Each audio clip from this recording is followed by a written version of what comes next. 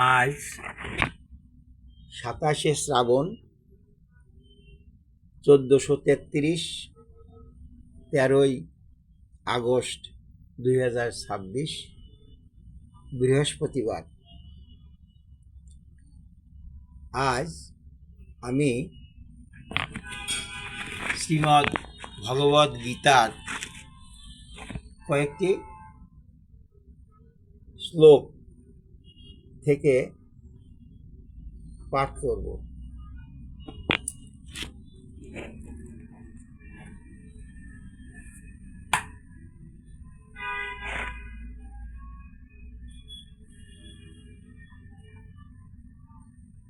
ওং তৎসৎ।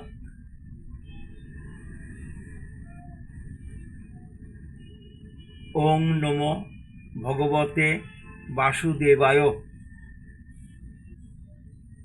ওং শ্রী গোপালকৃষ্ণায় নমো।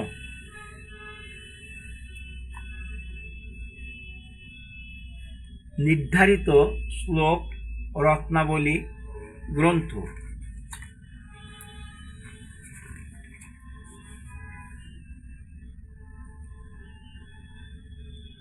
অধ্যায় 2, শ্লোক নম্বর 7। কার্পণ্য দোষ পহত স্বভাব ইচ্ছামি তাং ধর্ম সন্মূঢ়চেতা যচ্ছেয় সন্নিশিতং ব্রহীতন্মে শিষ্যস্তে অহং সাধিমাং তাং প্রপন্নম। অনুবাদ: কার্পণ্যজনিত দুর্বলতার প্রভাবে আমি এখন কিংকর্তব্য বিমূঢ় ও কর্তব্য সম্বন্ধে বিভ্রান্ত হয়েছি। এ অবস্থায় আমি তোমাকে জিজ্ঞাসা করছি, এখন কি করা আমার পক্ষে শ্রেয়স্কর তা আমাকে বলো। এখন আমি তোমার শিষ্য এবং সর্বতোভাবে তোমার শরণাগত। দয়া করে তুমি আমাকে নির্দেশ দাও। শ্লোক নম্বর 13। দেহিনহস্মিন যথা দেহে কৌমারং যৌবনং জরা তথা দেহান্তর প্রাপ্তে ধীরস্তত্র নমুচ্যতি। অনুবাদ: দেহ যেভাবে কৌমার, যৌবন ও জরার মাধ্যমে তার রূপ পরিবর্তন করে চলে, তেমনই মৃত্যুকালে ওই দেহী আত্মা এক দেহ থেকে অন্য কোনো দেহে দেহান্তরিত হয়।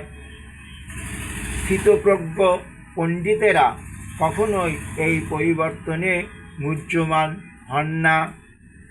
শ্লোক নম্বর 20।